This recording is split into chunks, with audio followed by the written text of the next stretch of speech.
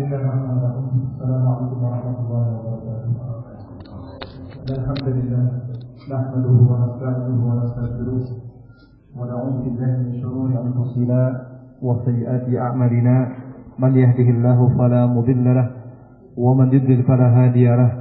Wa ashhadu an la ilaha illallah wahdahu la syarika lahu wa ashhadu anna Muhammadan 'abduhu wa rasuluhu. Amma ba'd. Kaum muslimin rahimani wa rahimakumullah. Alhamdulillah, kita bersyukur kepada Allah Subhanahu wa taala untuk ketiga kalinya pada hari ini, yaitu hari Kamis tanggal 28 Dzulhijjah tahun 1432 Hijriah yang bertepatan dengan 24 November 2011, bertempat di tempat ini, yaitu Pondok Pesantren An-Nur Al-Absari, Banjarsari Ciamis.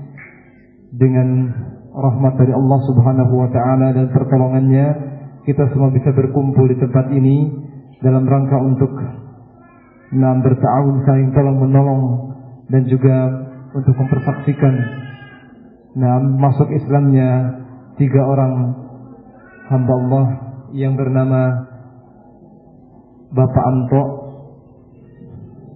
berasal dari Cikerang Cilacap, yang sekarang tinggal di Selok Juro, Nusa Kambangan. Kemudian juga Bapak Slamet yang berasal dari Selok Juro, Nusa Kambangan, beserta Bapak Paiman yang beralamat sama juga Selok Juro, Nusa Kambangan. Maka insyaallah taala sama-sama kita akan menyaksikan bagaimana masuk Islamnya kembali mereka setelah keluar dari agama Islam. Dan insyaallah taala pada kesempatan kali ini, urutan acara yang kita lalui adalah setelah mukadimah yang saya sampaikan, juga akan disampaikan nanti setelahnya bimbingan atau tausiah yang akan diberikan oleh Ustaz Abu Abdillah Sufyan hafizahullah taala. Kemudian setelah itu adalah pengucapan kalimat syahadat oleh ketiga nama yang disebutkan tadi.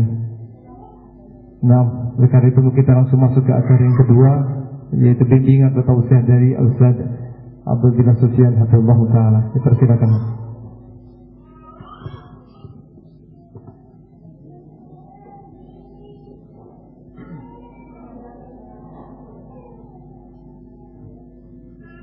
Bismillahirrahmanirrahim. Assalamualaikum warahmatullahi wabarakatuh. Alhamdulillahi rabbil alamin, wassalatu wassalamu ala nabiyyina Muhammadin wa ala alihi wa sahabatihi ajma'in wa man tabi'ahum bi ihsanin ila yaumiddin. Kaum muslimin yang saya cintai dan saya muliakan, rahimani wa rahimakumullah. InsyaAllah ta'ala pada kesempatan yang mulia ini kita akan menyaksikan bagaimana Allah Subhanahu wa ta'ala kembali mencurahkan kasih sayangnya kepada hamba-hambanya, yaitu berupa hidayah, petunjuk. Allah Subhanahu wa ta'ala berikan kepada hamba-hambanya untuk kembali kepada jalan yang hak, kembali kepada kebenaran, yaitu kepada agama Islam. Karena agama Islam adalah satu-satunya jalan kebenaran yang Allah Subhanahu wa ta'ala tetapkan bagi hamba-hambanya. Tidak ada jalan yang lain, tidak ada agama yang lain yang bisa mengantarkan kepada kebenaran dan kepada kebahagiaan selain Islam. Sebab Islam adalah agama penutup, dan Rasulullah, Nabi kita yang mulia, Nabi Muhammad sallallahu alaihi wasallam, yang diutus untuk membawa agama Islam adalah Rasul penutup. Sehingga seluruh agama yang pernah Allah turunkan, yaitu Yahudi dan Nasrani, dan seluruh Rasul yang pernah Allah utus, semua ajaran-ajaran mereka telah disempurnakan dengan Islam. Karena Islam agama penutup. setelah Rasulullah SAW diutus, kurang lebih 500 tahun setelah Nabi Isa alaihissalam, atau setelah Yesus putra Maryam diutus. Maka setelah itu tidak ada lagi Nabi yang diutus, sehingga tidak ada lagi ajaran yang lain yang menyempurnakan ajaran yang sebelumnya. Islam dijadikan suatu ajaran yang menyempurnakan ajaran sebelumnya. Oleh karena itu, kita dapati pada agama-agama terdahulu banyak sekali kekurangan. Banyak sekali yang belum Allah sempurnakan. Dan banyak sekali penyimpangan-penyimpangan yang dilakukan oleh umat terdahulu terhadap kitab-kitab mereka. Karena Allah Subhanahu wa ta'ala tidak menjamin keaslian kitab-kitab mereka dan tidak menyempurnakan ajaran mereka. Allah menegaskan bahwasannya agama Islam adalah agama yang sempurna, sebagaimana dalam firman-Nya, "Al-yawma akmaltu lakum dinakum wa atmamtu 'alaikum ni'mati wa raditu lakumul Islam dinan." Pada hari ini telah kusempurnakan bagi kalian agama kalian, dan telah kucukupkan atas kalian nikmatku, dan telah kuridhoi Islam itu menjadi agama bagi kalian. Adapun agama yang sebelumnya tidak Allah sempurnakan. Demikian pula kitab-kitab para nabi sebelumnya Allah tidak jamin akan terus terjaga sampai hari ini dan sampai hari kiamat. Sedangkan Al-Quran, karena ini adalah kitab yang terakhir, maka Allah jamin keasliannya tidak mungkin salah. Sebagaimana firman Allah, "Inna nahnu nazzalna dzikra wa inna lahu lahafizun." Sesungguhnya kamilah yang menurunkan Al-Quran dan kamilah yang menjaganya. Sehingga sejak zaman Rasulullah SAW sampai hari ini Al-Quran tidak ada satupun yang berubah, Pak. Satu huruf saja tidak ada yang berubah Al-Quran. Dari zaman Nabi Muhammad SAW sampai hari ini. Adapun seperti Taurat dan Injil, banyak sekali perubahan. Bahkan antara satu ayat dengan ayat yang lain terdapat banyak kontradiksi, pertentangan. Bahkan kadang terdapat cerita-cerita yang tidak pantas.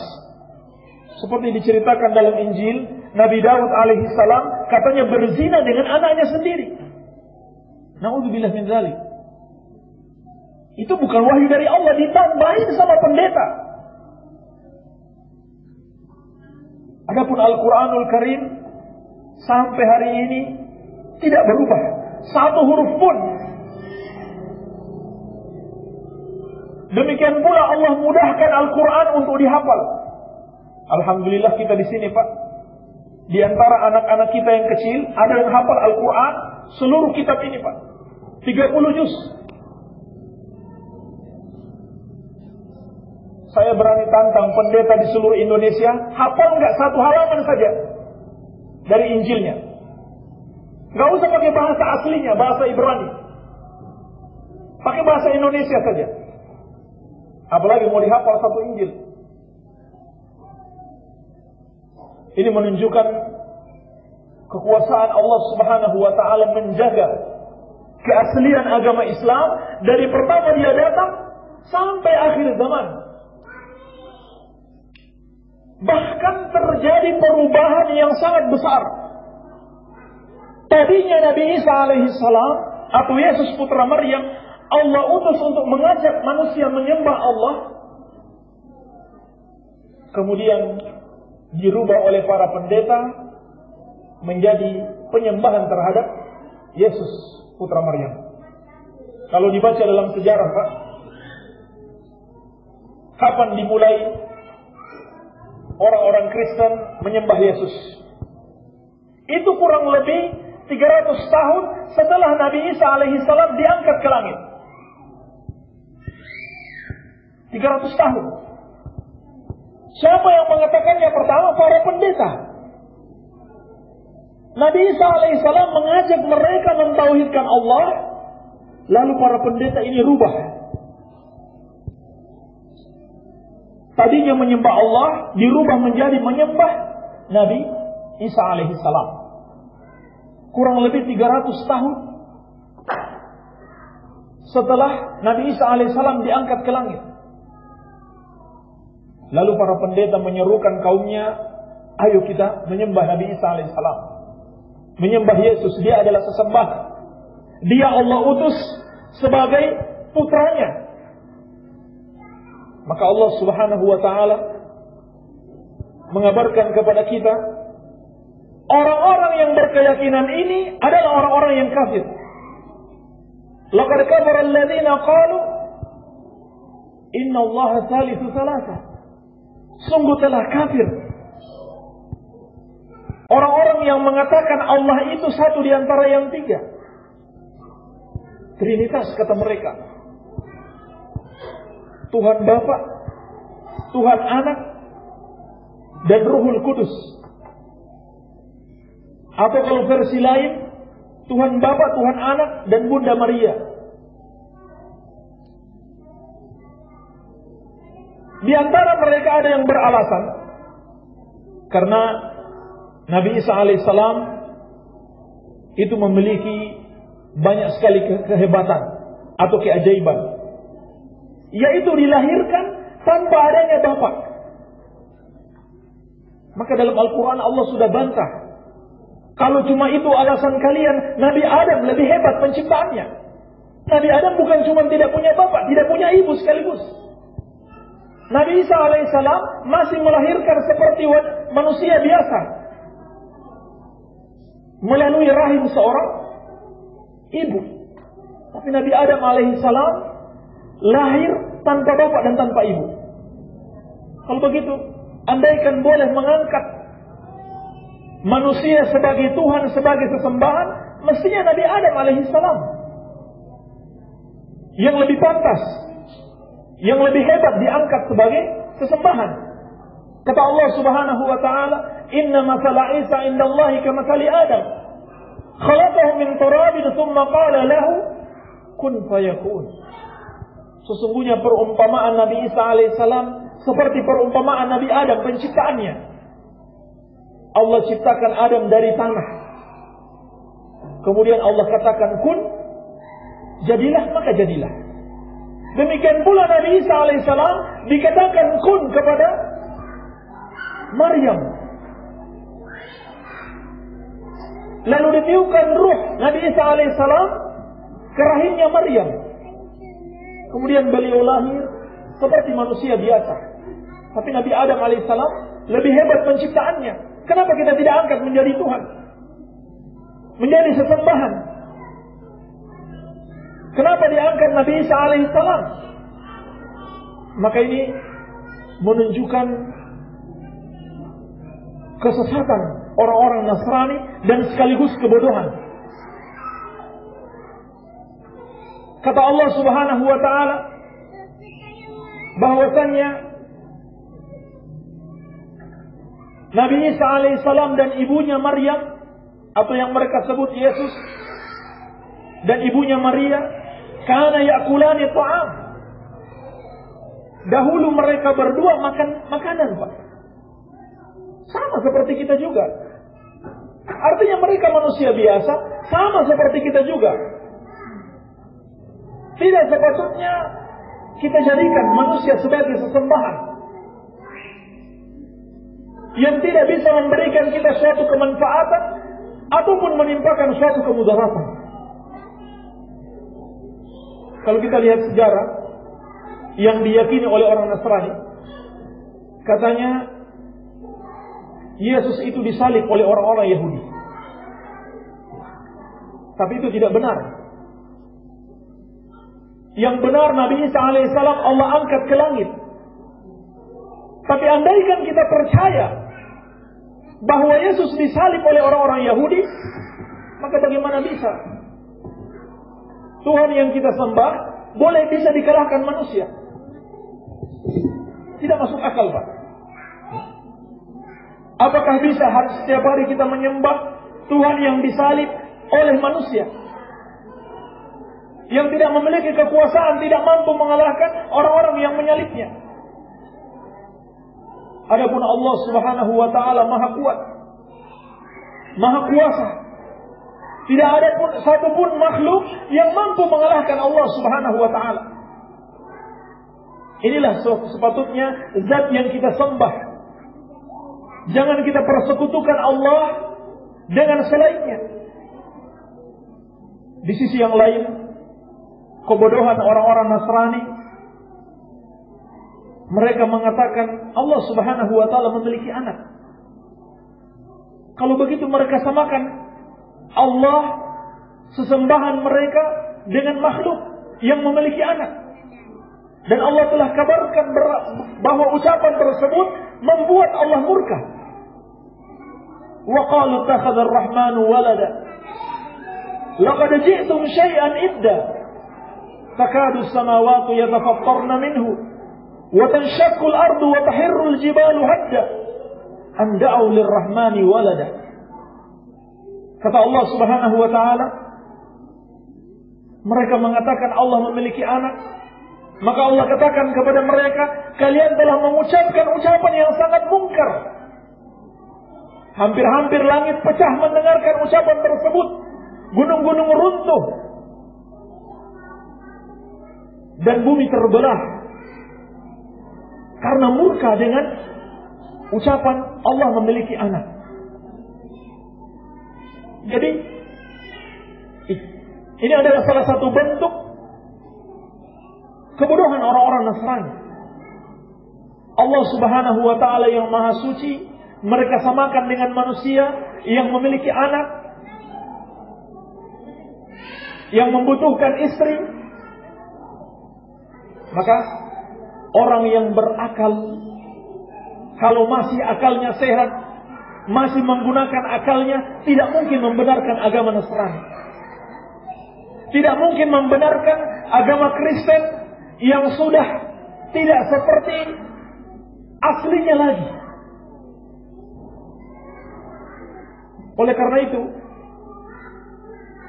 pengikut Nabi Isa alaihissalam yang sebenarnya, pengikut Yesus yang sebenarnya, mesti beriman kepada Nabi Muhammad SAW. Sebab ajaran yang dibawa Nabi Isa alaihissalam dan Nabi Muhammad SAW itu sama. Apa ajarannya? Beribadah kepada Allah yang satu saja.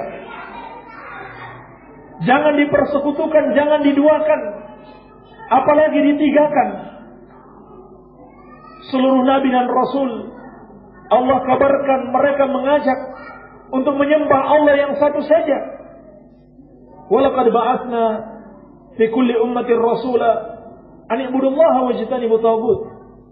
Dan sungguh kami telah mengutus pada setiap kaum itu seorang rasul. Setiap rasul menyerukan, wahai kaumku, beribadahlah kepada Allah saja dan menjauhi taghut. Kalau begitu Nabi Isa alaihissalam juga mengatakan kepada kaumnya, wahai kaumku, beribadahlah kepada Allah saja. Lalu dari mana mereka dapat ajaran beribadah kepada Yesus? Padahal Yesus sendiri mengatakan, wahai kaumku, beribadahlah kepada Allah saja. Kalau begitu kita tahu, agama Kristen ini sudah tidak seperti aslinya, Pak. Sebab kalau dia masih asli, pasti mereka menyembah Allah dan pasti mereka masuk Islam. Nabi Isa alaihissalam sendiri mengatakan, wa mubasysyiran bi rasulin ya'ti min ba'di ismuhu Ahmad. Aku berikan kabar gembira kepada kalian akan datangnya seorang rasul setelah aku, yaitu Nabi Muhammad sallallahu alaihi wasallam. Ini sudah dikabarkan Nabi Isa alaihissalam di dalam Injil, tetapi mereka hapus, mereka ganti. Kenapa mereka bisa hapus? Kenapa mereka bisa ganti? Karena Allah tidak memberikan jaminan kitab Injil akan tetap terjaga sampai akhir zaman. Adapun Al-Quran, satu huruf saja, Pak. Tidak ada satupun yang terhapus sejak Rasulullah SAW sampai hari ini. Luar biasa. Ini sudah menunjukkan kemurnian ajaran Islam. Dan Islam itu betul-betul dijaga oleh Allah Subhanahu wa taala. Kitab sucinya dijaga. Maka sekali lagi, orang yang memiliki akal sehat tidak akan mungkin masuk Kristen. Tidak akan mungkin menjadi penganut Nasrani. Oleh karena itu banyak sekali pendeta-pendeta yang pintar, Pak, pada akhirnya masuk Islam. Pada akhirnya masuk Islam. Karena akalnya digunakan, Pak. Setelah dia mendalami Injil, malah dia mendapati kebingungan-kebingungan. Akalnya dia gunakan, sudah tidak masuk akal lagi, akhirnya masuk Islam. Maka alhamdulillah, kita bersyukur kepada Allah Subhanahu wa taala.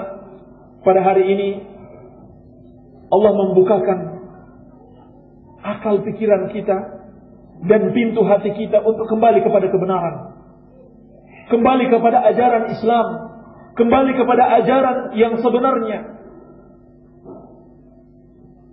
Oleh karena itu, sebelum mengucapkan kalimat syahadat, perlu dipahami dan diyakini dengan sepenuh hati akan kandungan serta makna kalimat syahadat tersebut. Jadi, sebelum bapak-bapak mengucapkan la ilaha illallah dan Muhammadur Rasulullah, harus betul-betul paham apa sih artinya la ilaha illallah dan apa sih artinya Muhammadur Rasulullah. Percuma, Pak, kalau kita mengucapkan tapi tidak memahami dengan baik dan tidak diamalkan atau tidak diyakini dalam hati. Sesungguhnya makna kalimat la ilaha illallah adalah la ma'budah haqqun illallah. Meyakini bahwasannya tidak ada sesembahan yang berhak, yang boleh diibadahi kecuali Allah. Ini makna la ilaha illallah. Tidak ada yang boleh disembah kecuali Allah. Jadi seorang yang mengucapkan kalimat la ilaha illallah harus dia yakini sebelumnya, memang tidak ada yang boleh disembah kecuali Allah. Sesembahan selain Allah, termasuk Yesus, Bunda Maria, Ruhul Kudus, itu adalah sesembahan yang salah, bukan sesembahan yang benar. Sesembahan yang benar hanyalah Allah Subhanahu wa taala. Dan ini sesuatu yang logis, yang masuk akal. Kenapa? Karena Allah yang menciptakan kita. Apakah Yesus menciptakan kita? Tidak sama sekali. Allah Subhanahu wa taala yang menciptakan kita. Oleh karena itu kejahatan yang besar, dosa yang sangat besar, ketika kita menyadari Allah Subhanahu wa taala yang menciptakan kita, kemudian kita beribadah kepada selainnya. Nabi SAW ketika ditanya, ayu dzambi a'zamu indallah, dosa apakah yang paling besar di sisi Allah?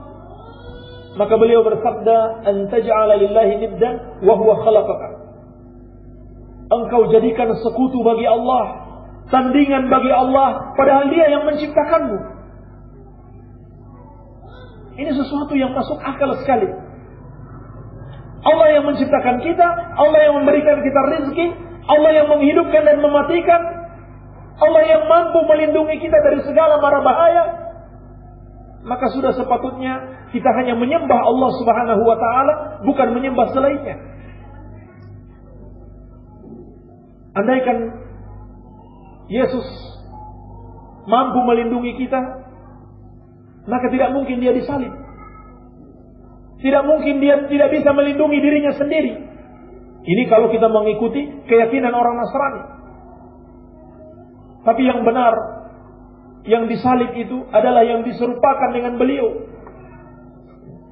Allah Subhanahu wa taala mengangkatnya ke langit. Maka orang yang berakal benar-benar akan mentauhidkan Allah Subhanahu wa taala. Oleh karena itu sebelum mengucapkan kalimat la ilaha illallah, harus diyakini dengan pasti di dalam hati bahwa sesembahan yang berhak hanyalah Allah Subhanahu wa ta'ala. Maka harus menyesali, harus taubat. Kalau dulu kita pernah menyembah selain Allah, harus menyesal, Pak.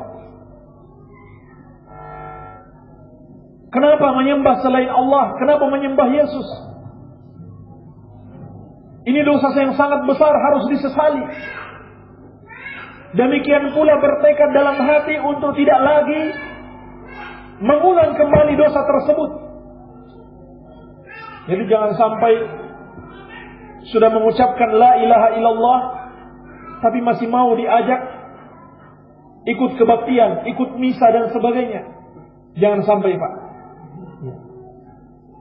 Sebab kalau sudah taubat, betul-betul meninggalkan dosa tersebut dan bertekad tidak akan mengulangi lagi di masa depan. Dan semua itu dilakukan hendaklah karena Allah Subhanahu wa ta'ala saja.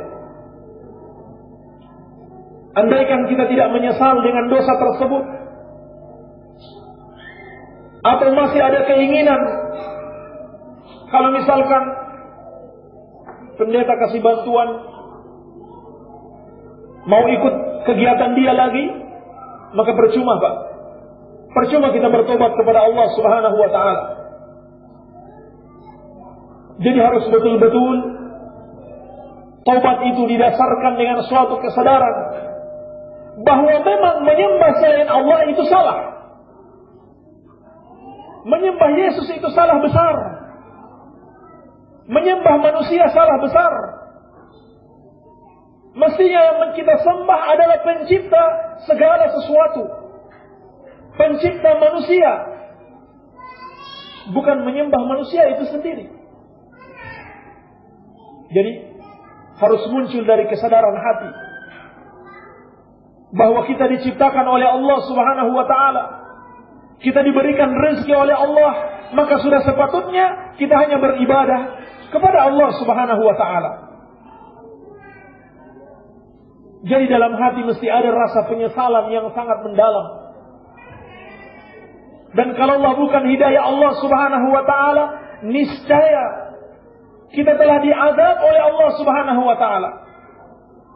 Andaikan bapak-bapak ini meninggal atau mati dalam keadaan beragama Nasrani, beragama Kristen, pasti masuk neraka, Pak. Pasti masuk neraka. Sebab Allah Subhanahu wa ta'ala telah menetapkan, innahu may yusyrik billah faqad harramallahu alaihi al-jannah wa ma'wahu an-nar wa ma lidh-dhalimina min ansar.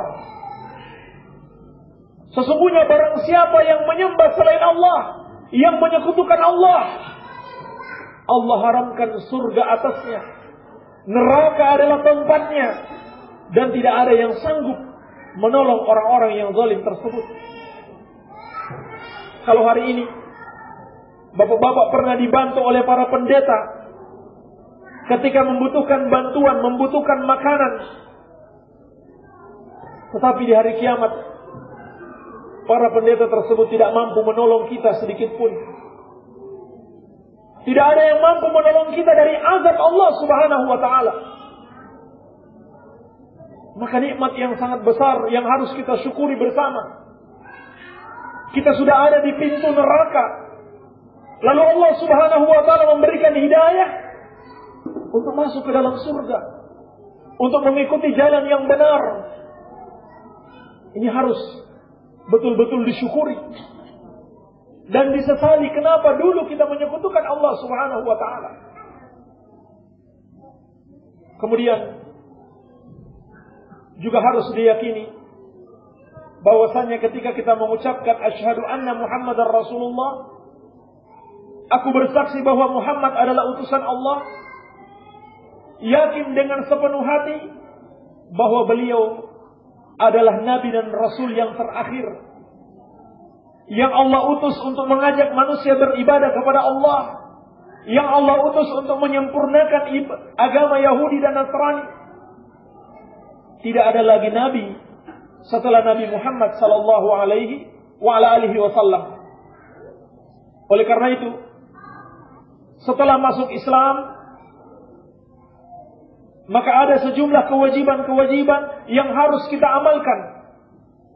Karena Nabi Muhammad sallallahu alaihi wasallam memerintahkan kita untuk mengajarkannya, untuk mengerjakannya. Di antaranya kewajiban salat 5 waktu.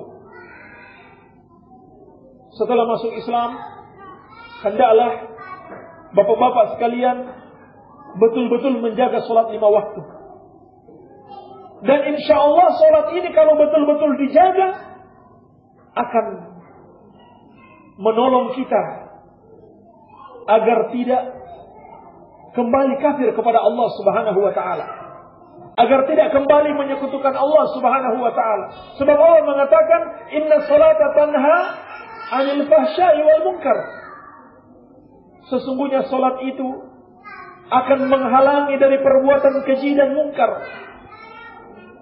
Jadi kalau bapak-bapak memiliki suatu kesusahan, ditimpa suatu musibah atau penderitaan, salat Pak. Minta kepada Allah Subhanahu wa taala. Jadikan salat sebagai penolong. Maka dengan salat ini Allah Subhanahu wa taala akan menolong kita. Karena dalam salat itu terkandung permohonan kepada Allah Subhanahu wa taala. Dan bersabar. Lebih baik kita bersabar di dunia. Bersabar jangan menerima bantuan dari pendeta. Daripada menerima bantuan lalu terpaksa harus ikut kegiatan mereka. Lebih baik bersabar Pak. Di dunia ini, karena dunia ini hanya sebentar saja. Daripada kita harus menanggung azab Allah Subhanahu wa taala yang tidak mampu kita sabar dalam menghadapinya. Tidak ada satupun manusia yang mampu bersabar menghadapi azab Allah Subhanahu wa taala. Oleh karena itu, kita bersyukur kepada Allah masih memberikan kita kesempatan untuk kembali kepada kebenaran, kesempatan untuk masuk surga dan selamat dari azab Allah Subhanahu wa taala.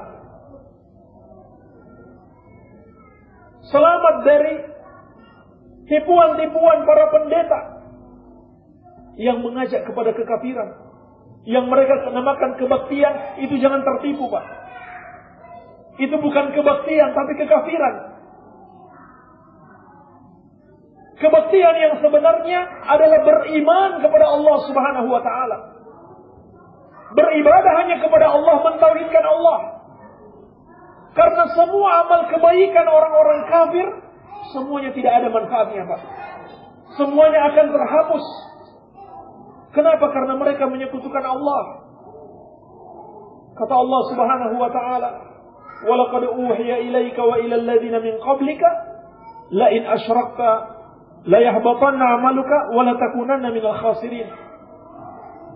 Kalau kamu menyekutukan Allah, maka akan terhapus amalan-amalan kebaikanmu dan kamu termasuk orang-orang kafir yang merugi. Jadi orang-orang kafir itu kasihan sekali. Walaupun mereka berbuat kebaikan, terhapus amalan mereka, terhapus pahalanya Pak. Kenapa? Karena mereka menyekutukan Allah Subhanahu wa taala. Jadi kita mohon ampun kepada Allah. Seluruh amal kebaikan yang pernah kita lakukan, apabila kita melakukan kesyirikan, apabila kita murtad, terhapus semuanya Pak. Tetapi dengan taubat insyaallah seluruh dosa-dosa juga akan terhapus. Dengan syarat bertobat sungguh-sungguh, bertobat benar-benar. Bukan mengharapkan suatu kenikmatan duniawi, murni karena Allah. Dan suatu keyakinan bahwa selama ini saya sudah salah. Selama ini saya menyembah Yesus, selama ini saya mengikuti para pendeta, itu sudah salah besar. Harus betul-betul disesali, ditinggalkan dan tidak akan diulangi lagi di masa depan. Ini namanya taubat. Kalau masih tersimpan dalam hati keinginan untuk melakukan kesalahan tersebut di masa depan, maka Allah tidak akan terima taubat kita.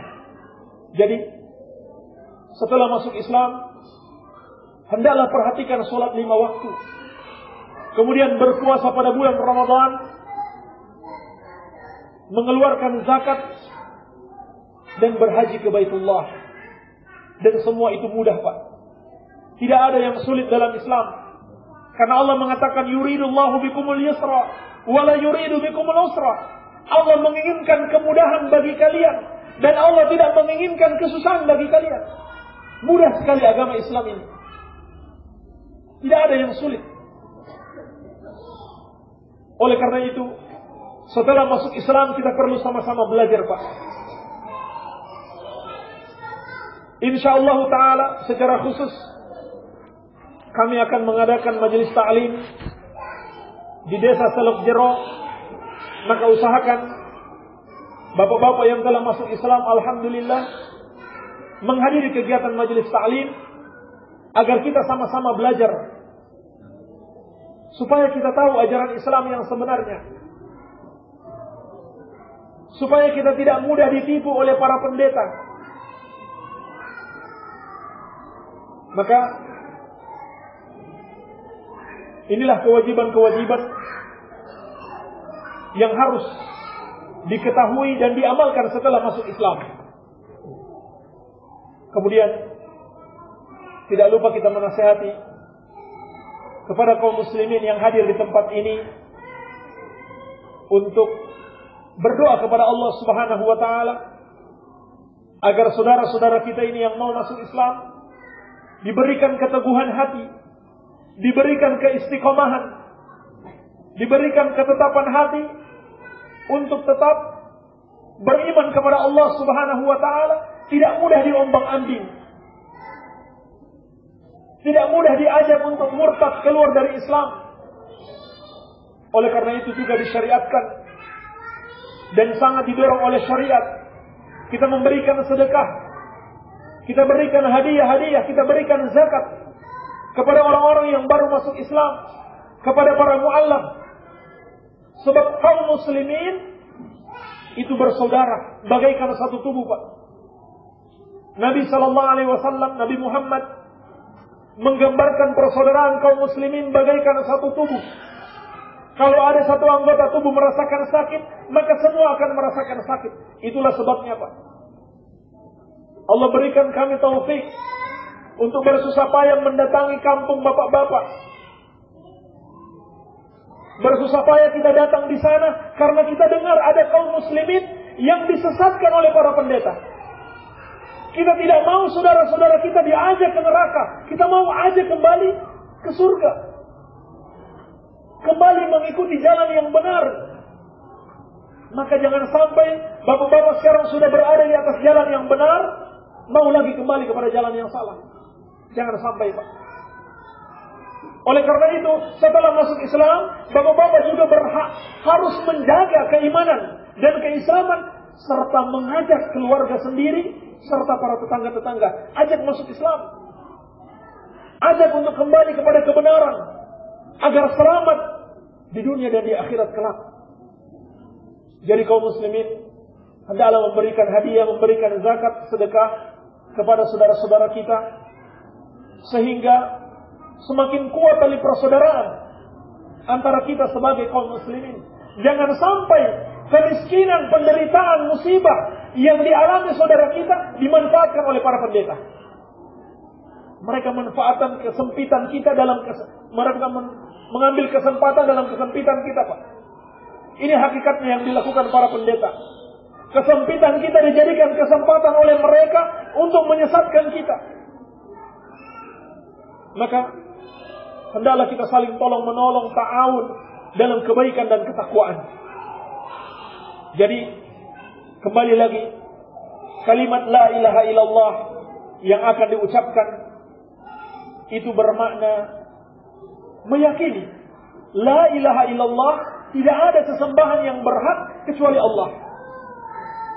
Sehingga belum dikatakan seorang itu muslim kalau dalam hatinya masih ada keyakinan boleh beribadah kepada selain Allah. Walaupun dia sholat, Pak.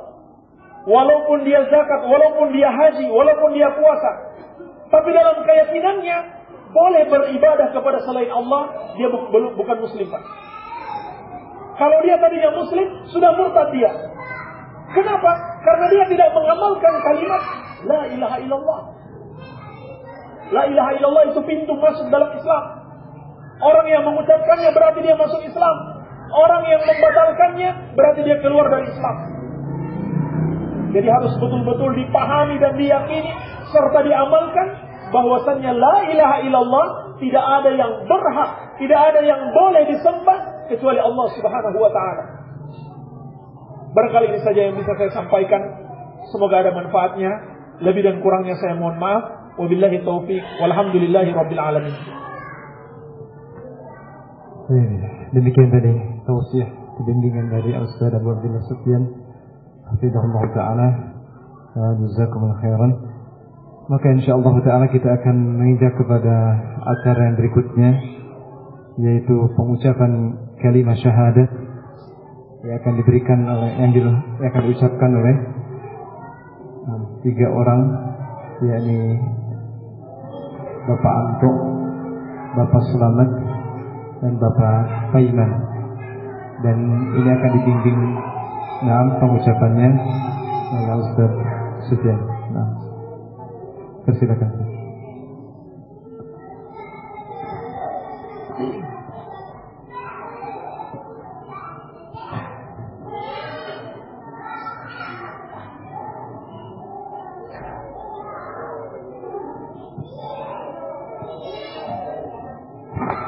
Bismillahirrahmanirrahim. Wassalatu wassalamu ala Rasulillah wa ba'd. Insyaallah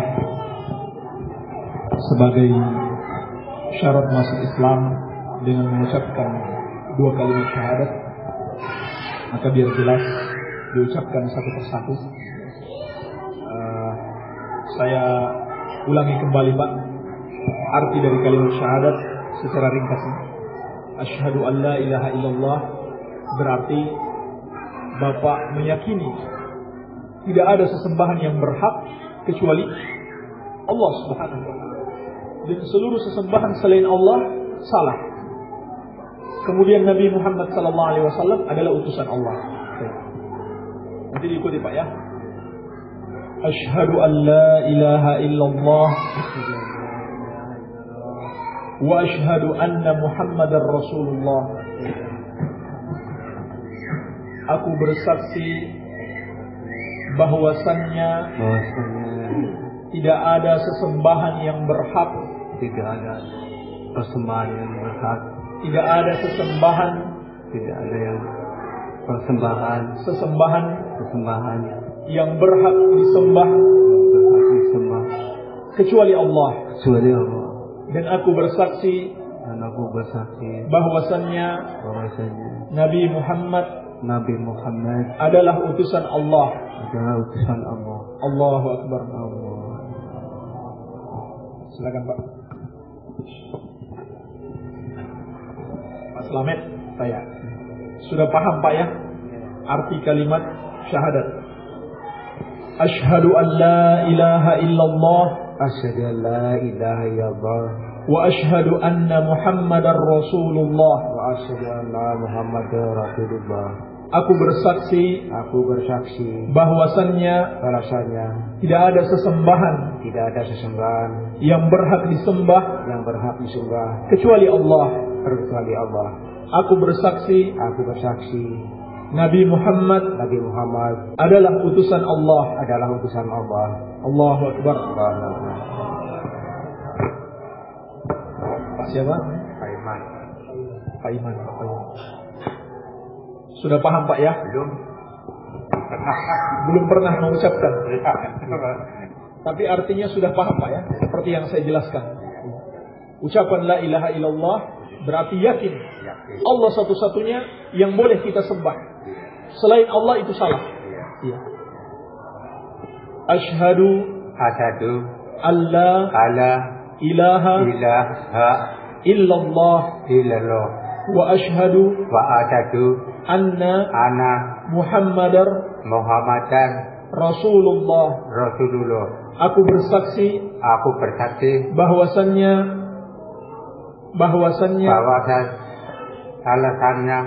aku bersaksi bahwa tidak ada sesembahan yang berhak disembah selain Allah.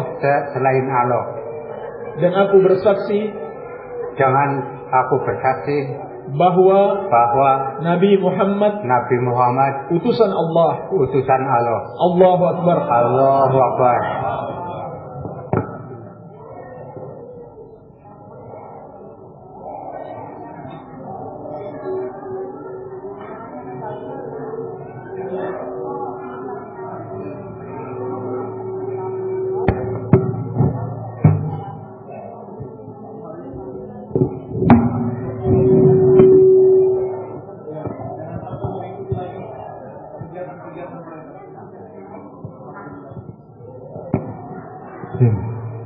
Alhamdulillah.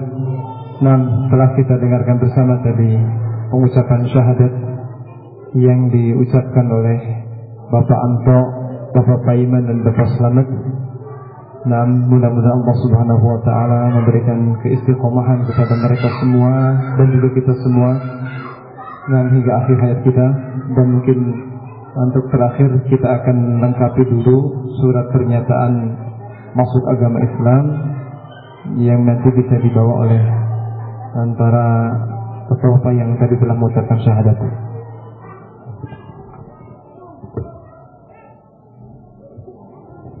Bagi para ummahat ataupun ikhwah yang mau memberikan hadiah kepada saudara-saudara kita, dipersilakan ya. Dipersilakan untuk ikhwah mungkin bisa diwakilkan ya. Coba diberikan ke Abu Muhammad, dikumpulkan Abu Muhammad, nanti kita diberikan kepada saudara-saudara kita. Untuk ummahat juga silakan diberikan langsung kepada istri atau hari yang ada di ruang ummahat.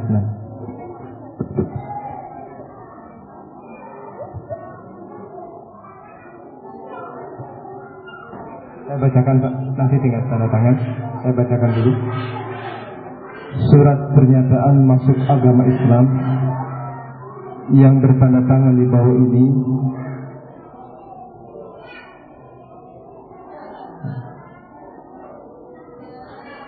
nama Paiman, tempat tanggal lahir Jatilawang, Purwokerto, umur 50 tahun, agama Kristen, pekerjaan petani, keturunan suku Jawa, alamat Telok Jero, Nusa Kambangan, nama ayah Suro Pranoto, nama ibu Sawinem.